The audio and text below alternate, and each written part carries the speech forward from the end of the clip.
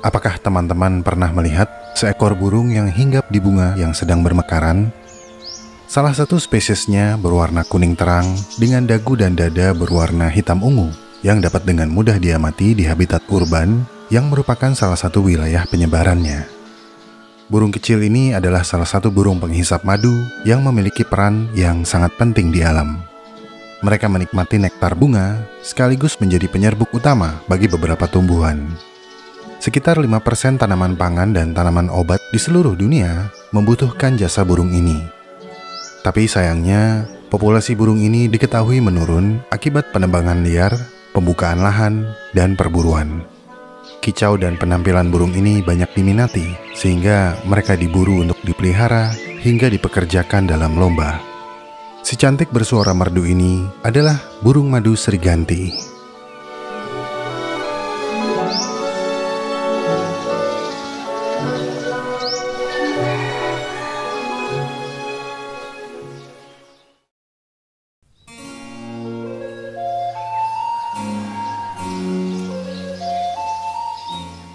Burung madu seriganti, atau dalam bahasa Inggris dikenal sebagai olive-backed sunbird, adalah salah satu spesies burung sunbird dari keluarga Nectarinidae. Mereka memiliki tubuh berukuran kecil dengan pejantan yang memiliki panjang tubuh sekitar 10 hingga 11,5 cm dan berat tubuh sekitar 6,7 hingga 11,9 gram. Betinanya biasanya lebih kecil lagi, dengan berat tubuh yang hanya sekitar 6 hingga 10 gram. Menjadikannya salah satu burung terkecil di wilayah Asia Tenggara. Fitur unik dari burung madu seriganti adalah paruh lancip dan panjang, serta kepakan sayapnya yang dapat mencapai hingga 90 kali per detik dan mampu terbang dengan kecepatan hingga 54 km per jam. Selain itu, burung ini juga mampu terbang mundur dan dapat dengan cepat melakukan manuver tajam. Faktanya, burung madu seriganti adalah satu di antara sedikit spesies burung yang mampu melakukan pola terbang hovering, mengepakkan sayap dengan cepat dan stabil, mengambang di udara. Sesuai dengan namanya, burung ini mengonsumsi nektar sebagai makanan utamanya, tetapi juga memakan serangga kecil dan laba-laba. Burung berukuran kecil ini dapat ditemukan di berbagai habitat, mulai dari hutan terbuka di dataran rendah hingga pegunungan sampai ketinggian 1.700 meter. Mereka juga sering terlihat berkelompok di area perkebunan, pekarangan rumah, taman, semak belukar, dan hutan mangrove. Secara global, ada 21 subspesies burung madu seriganti yang telah diketahui. Setiap subspesies memiliki variasi kecil dalam warna dan morfologi, tergantung dari wilayah geografisnya. Beberapa subspesies yang terkenal meliputi Cineris jugularis andamanicus yang ditemukan di Kepulauan Andaman, Cineris jugularis woody di Kepulauan Sulu di Filipina Selatan, serta Cineris jugularis ornatus yang tersebar di semenanjung Malaysia, Sumatera, Jawa, Bali, hingga Sunda Kecil. Burung ini sering hidup dalam kelompok kecil dan berpindah-pindah tempat, tapi mereka tetap membuat sarangnya sendiri. Sarang mereka seringkali terlihat terjuntai di antara daun-daun atau pada dahan. Butuh ketekunan yang apik untuk menjalin rumput dengan kapas alang-alang hingga membentuk semacam kantung dengan satu lubang akses di satu sisi. Ada hal yang menarik ketika pasangan antara betina dan jantan telah terbentuk, di mana ketika mencari pasangan, pejantanlah yang paling aktif. Mereka akan mengundang betina dengan tarian, menunjukkan pesona bulu dan kicaunya yang nyaring dari ketinggian. Kemudian, setelah sang betina tertarik, pejantan akan mengajaknya untuk mengunjungi tempat spesial, tempat yang akan menjadi lokasi sarang mereka. Tapi, ketika datang waktu untuk membuat sarang, sang betinalah yang paling sibuk. Ia akan bolak-balik membawa dan menyusun material sarang, lalu menjalinnya hingga selesai dan siap digunakan. Mungkin ketika mengetahui fakta ini, teman-teman akan bertanya, burung jantannya kemana? Kok tega membiarkan wanita kerja sendirian? Jangan salah, sementara sang betina sibuk riwa-riwi, pejantan dengan sigap berjaga-jaga, menjaga betina yang pastinya lengah ketika sedang membuat sarang.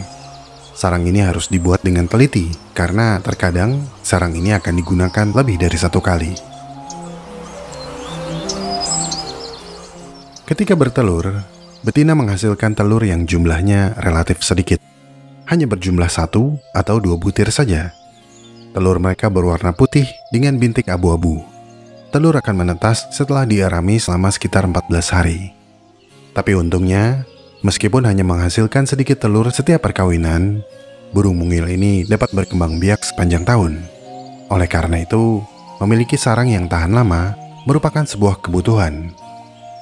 Setelah telur menetas, kedua induk akan bersama-sama merawat anak. Perawatan sang induk meliputi pekerjaan yang cukup basic dalam parenting, yaitu menyuapi makan dan membuang fecal sac atau kantung ee. Kedua induk akan saling bergantian menyuapi anak sepanjang hari, mulai pagi hari sekitar jam 7 pagi hingga menjelang matahari terbenam.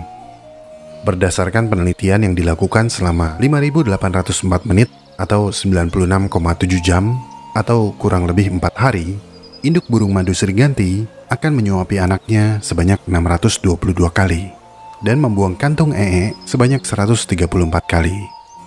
Sekarang tolong teman-teman bantu saya. Berapa kali sang induk menyuapi dan membuang kantung ee per hari?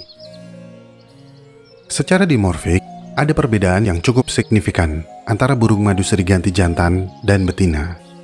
Saat musim kawin tiba, pejantan memiliki corak bulu yang spektakuler, dengan ciri khas bagian bawah tubuhnya yang berwarna kuning terang dengan dagu dan dada berwarna hitam ungu metalik, serta punggung yang berwarna hijau zaitun. Bulu sayapnya berwarna hitam dengan tepian hijau dan ekor hitam dengan ujung putih yang kontras. Bagian sekitar mata, leher, dagu, tenggorokan, dan dada berwarna gelap dengan kilauan iridesen biru hitam, memberikan tampilan yang mencolok. Bintik-bintik kuning menghiasi area pektoral yang biasanya terlihat saat mereka melebarkan sayap atau ketika mereka terbang. Bagian bawah tubuh pejantan berwarna kuning tua, kadang dilengkapi dengan pita coklat di sekitar leher. Iris mata berwarna coklat tua, sementara paruh dan kaki berwarna hitam. Tapi di luar musim kawin, warna hitam mengkilap biasanya hanya muncul di bagian tengah tenggorokan. Pada pejantan muda, warna ini menandakan transisi menuju dewasa. Di sisi lain, burung betina memiliki tubuh bagian atas berwarna zaitun kehijauan dan bagian bawah tubuh yang berwarna kuning tanpa warna hitam pada dagu dan dada. Di atas matanya terdapat garis keputihan yang lembut, sayap dengan tepi kekuningan, serta ekor yang hitam dengan corak putih kontras di ujungnya. Bagian bawah tubuhnya berwarna kuning tua, tetapi lebih pucat dibandingkan pejantan. Pewarnaan pada anak burung madu Sriganti menyerupai betina, tapi dengan warna yang lebih pucat dan cenderung kecoklatan. Burung madu yang juga disebut sogon ini memiliki peran penting dalam ekosistem sebagai penyerbuk tanaman. Saat memakan nektar, bagian kepala burung ini bersentuhan dengan bagian reproduktif bunga, memindahkan serbuk sari dari satu bunga ke bunga lainnya. Melalui perannya dalam penyerbukan, burung madu Sriganti berkontribusi pada keanekaragaman tumbuhan berbunga di habitatnya. Hal ini sangat bermanfaat bagi beragam organisme lain yang memanfaatkan tumbuhan berbunga, baik sebagai makanan ataupun tempat berlindung. Hal serupa juga disampaikan dalam jurnal yang disusun oleh J. Prihatini pada tahun 2023 tentang masyarakat pedesaan di daerah aliran sungai Cisokan Hulu yang masih memiliki pengetahuan yang cukup mendalam tentang berbagai jenis burung lokal. Salah satu pengetahuan tersebut menyebutkan semua jenis burung seperti kolibri atau cuit atau burung madu Sriganti dan kalaces atau pijantung gunung dianggap bermanfaat secara ekologis karena dapat membantu penyerbukan berbagai spesies tumbuhan.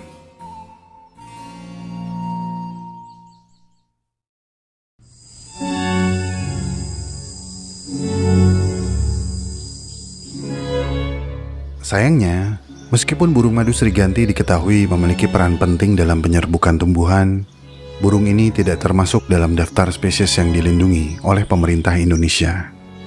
Berdasarkan Permen LHK atau Peraturan Menteri Lingkungan Hidup dan Kehutanan Nomor P.106/Men LHK/Men-Kum.1/12/2018 tentang jenis tumbuhan dan satwa yang dilindungi, hanya 5 spesies burung madu yang dilindungi. Dan burung madu Sriganti atau yang juga dikenal sebagai sogok ontong tidak termasuk di dalamnya. Karena kicaunya yang lantang, tubuhnya yang kecil, dan bulunya yang cantik, burung ini menarik perhatian manusia dan seringkali diperjualbelikan secara bebas, baik secara langsung di pasar burung maupun melalui platform online. Tingginya minat pecinta burung membuat praktik jual beli burung ini menjadi marak. dan pada akhirnya menyebabkan perburuan liar. Hal ini tentu saja menjadi ancaman bagi populasi burung penyerbuk.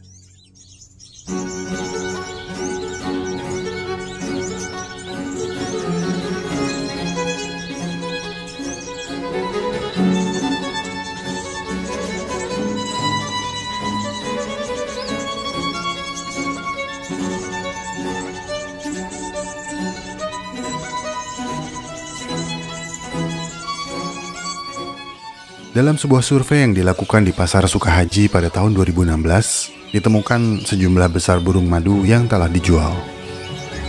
Maraknya praktik jual beli burung madu Sriganti merupakan dampak dari naiknya popularitas burung ini di kalangan komunitas kicau mania. Kecantikan bulu serta suara kicauan atau gacoran yang merdu membuat burung ini semakin diminati. Bahkan, beberapa penggemar burung kicau menganggap bahwa Sriganti memiliki kemampuan kicauan yang dapat mengalahkan jenis burung kicau lainnya, seperti kenari dan cucak hijau. Harga jual burung madu Sriganti cukup bervariasi. Untuk anakan, harganya mulai dari 20.000 hingga 50.000 per ekor. Beberapa tahun terakhir, burung madu seperti burung madu Sriganti atau Sogon dan burung madu pengantin atau konin sangat populer di kalangan kicau mania. Hampir setiap lomba burung berkicau memasukkan kelas burung ini dalam gelarannya. Suara tembakan kicauannya keras, lantang, dan rapat, membuat burung ini diincar sebagai masteran bagi burung kicau lainnya, dan bahkan dijadikan burung utama di perlombaan. Jadi, tidak mengherankan kalau burung ini semakin sering dicari untuk dipelihara dan dimasukkan dalam kompetisi burung kicau. Perdagangan ilegal burung-burung ini menimbulkan ancaman signifikan terhadap populasi mereka dan peran ekologi penting yang mereka mainkan. Apakah harga noban hingga goban sepadan dengan hilangnya manfaat ekologis yang mereka bawa di alam?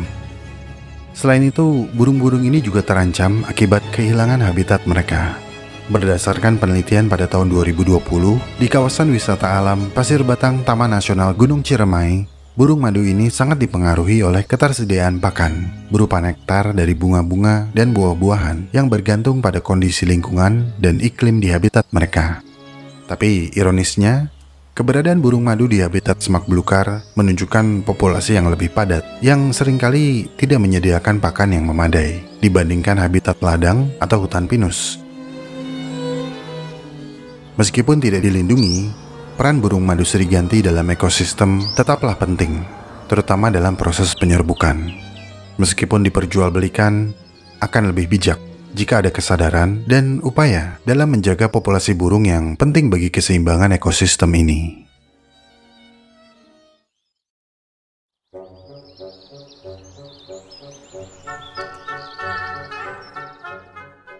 Sepanjang pembahasan, mungkin ada teman-teman yang bertanya, apakah sunbird alias burung madu sama dengan hummingbird alias burung kolibri?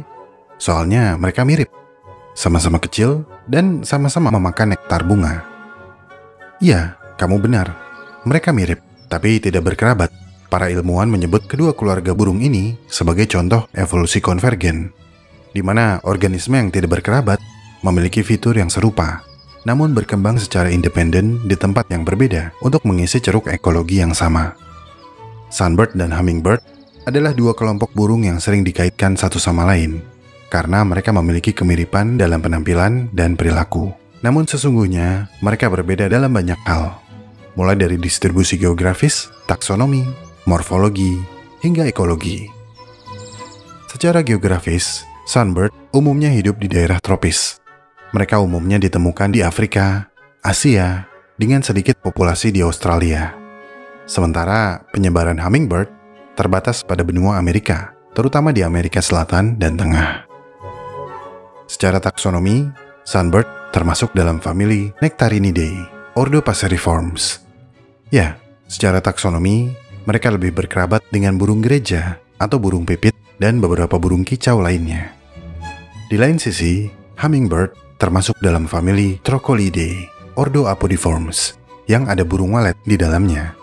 Jadi secara taksonomi, burung madu lebih dekat kekerabatannya dengan burung gereja, sementara hummingbird lebih dekat kekerabatannya dengan burung walet.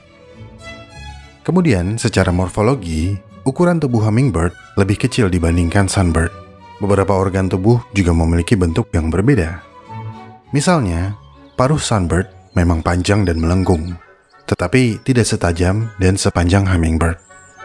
Di awal video, kita telah membahas kalau burung madu seriganti dapat mengapakkan sayap mereka sekitar 90 kali per detik. Nah, hummingbird dapat mengapakkan sayap sekitar 50-75 kali per detik selama penerbangan normal.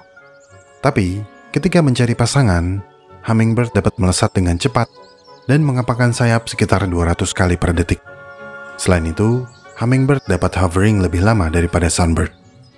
Secara adaptasi, mereka juga berbeda. Hummingbird sangat tergantung pada nektar bunga dan telah mengembangkan lidah yang panjang dan bercabang untuk mencapai nektar pada bunga dengan corong yang panjang. Sementara sunbird lebih adaptif. Mereka akan mengutamakan mencari nektar bunga, tapi juga akan memakan serangga jika terpaksa. Sarang mereka juga beda. Sunbird, seperti yang telah kita bahas, akan membuat sarang berbentuk kantung yang menggantung pada cabang pohon. Sementara hummingbird biasanya membangun sarang kecil berbentuk mangkuk di ranting pohon atau semak-semak. Terakhir adalah pola migrasi. Sebagian besar spesies sunbird tidak bermigrasi dan tetap berada di wilayah tropis mereka. Sementara hummingbird harus bermigrasi demi mendapatkan bunga, terutama yang hidup di Amerika Utara. Jadi gitu perbedaannya. Burung madu atau sunbird dan burung kolibri atau hummingbird serupa tapi tak sama. Evolusi konvergen. Oke, sekarang kita tutup videonya ya.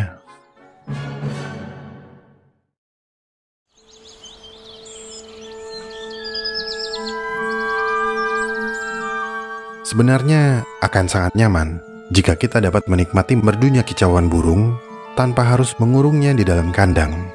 Kamu akan lebih menghargai keberadaan burung ketika kamu keluar dan melakukan birdwatching atau pengamatan burung untuk melihat berbagai jenis burung di dalam habitat aslinya. Mereka bisa lompat dan terbang dengan girang, bernyanyi dengan riang, tanpa khawatir kebentur kandang. Atau kalau kamu mageran, kamu bisa menanam tanaman pakan di halaman rumah yang dapat menarik kehadiran burung, seperti tanaman bunga kenanga, soka, dan tanjung. Berbagai jenis burung akan mampir tanpa harus dijerat. Kamu pun bisa menikmati keindahan dan merdunya kicauan mereka tanpa harus perlu merawat. Dengan demikian, kamu dapat mengapresiasi keragaman burung sekaligus melestarikan lingkungan.